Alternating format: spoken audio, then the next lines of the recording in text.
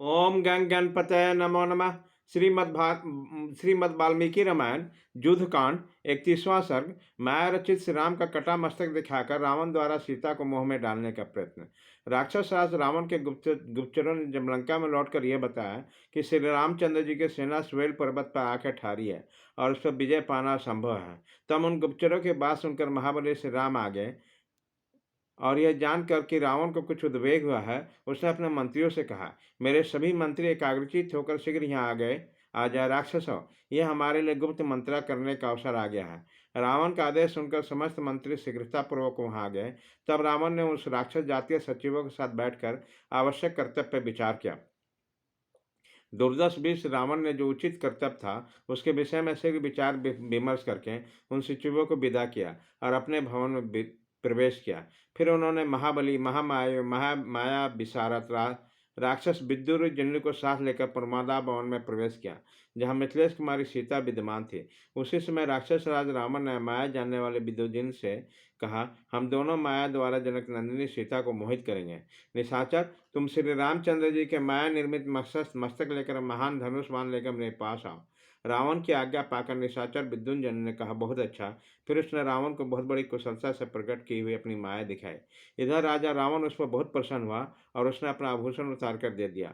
फिर वह महाबली राक्षस राज सीता जी को देखने के लिए अशोक वाटिका में गया।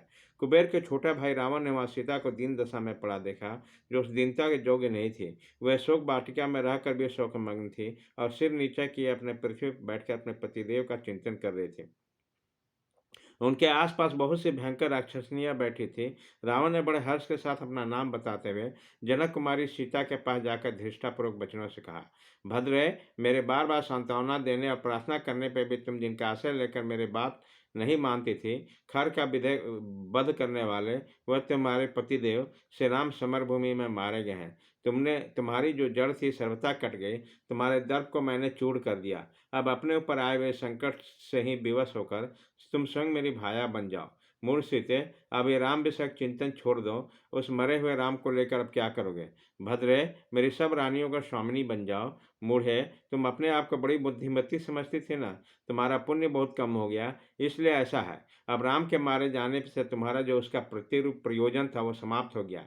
सीते, यदि सुनना चाहो तो वृत्तासुर के वध की भयंकर घटना के समान अपने पति के मारे जाने का घोर समाचार सुन लो। कहा जाता है कि राम मुझे मारने के लिए समुद्र के किनारे तक आए थे। उसके साथ बानरराज सुग्रीव की लाई विशाल सेना थे। उस विशाल सेना के साथ राम समुद्र के उत्तर तट की ओर दबाकर ठहरे। उस समय सूर्यदेव अस्ताचल को चले गए। जब आधी रात हुई उसी समय रास्तों को थकी हुई मादी सारी सेना सुखपूर्वक सो गई। उसी अवस्था में पहुंचकर मेरे गुप्तचरों ने पहले तो उसका भली भांति निरीक्षण किया। फिर प्रहस्त के सेनापति में वहां गई हुई मेरी बहुत बड़ी सेना ने जहाँ राम और लक्ष्मण थे उस बानर सेना को नष्ट कर दिया। उसी समय राक्षसों ने पट्टी, स्प्रेग, चक्र, दृष्टि, दंड, बड़े बड़े आयुध, बानों के समूह, त्रिशूल, चमकीले कूट और मधुर डंडे, तोमर प्राप्त तथा मुसल उठाकर बानरों का प्रहार किया। तदंतर शत्रुओं को मत डालने वाले प्रहस्त ने, जिनके हाथ खूब सधे हुए हैं, बहुत बड़ी तलवार हाथ में लेकर बिना किसी रुकावट से राम का मस्तक काट डाला। फिर अकस्मात उछलकर अब उसने विभीषण को पकड़ लिया और बानरों सहित लक्ष्मण को विभिन्न दिशाओं में भाग जाने का विवश किया। सीते, बानरराज सुग्रीव की ग्रीवा काट दी गई। हनुमान का ठोड़ी नष्ट करके उन राक्षसों ने मार डाला। जामान ऊपर को उछल रहे थे। उसी समय युद्ध स्थल में राक्षसों ने बहुत से पटीसों द्वारा उनके दोनों घुटने में प्रहार किया। वह छिन्न भिन्न होकर कटे हुए पैर की भांति धराशायी हो गए। मैद और दिविज दोनों श्रेष्ठ बानर खून से लथपथ होकर पड़े हैं और लंबी सांसें खींचते और रोते हुए थे। ऐसी अवस्था में उन दोनों विशालकाय शत्रुसदन बानरों को तलवार द्वारा बीच में काट डाला गया है। परस नाम का बानर पकड़कर फटे हुए कटहल के समान पृथ्वी पर पड़ा हुआ अंतिम सांसें ले रहा है। दरिमुख आदि अनेक नारसों से भिन्न भिन्न हो किसी दर्री कंदरा में पड़ा सो रहा है। महातेजस्वी कुमुद से आंकड़ा से घायल हो चीखता चिल्लाता हो मर रहा है। अंगदधारी अंगद पर आक्रमण करके बहुत से राक्षसों ने उन्हें बानों द्वारा छीन भिन कर दिया। वे सब अंगों से रक्त बहाते हुए पृथ्वी पर पड़े हैं। जैसे बादल वायु के वेग से फट जाते हैं, उसी प्रकार बड़े बड़े हाथियों तथा रथ समूह के मां सोए हुए बानरों को रोध कर मठ डाला है। जैसे सिंह के कधड़ने पर बहुत बड़े हाथी भागते हैं, उसी प्रकार राक्षसों को पीछा करने में बहुत से बानर पीठ पर बानों को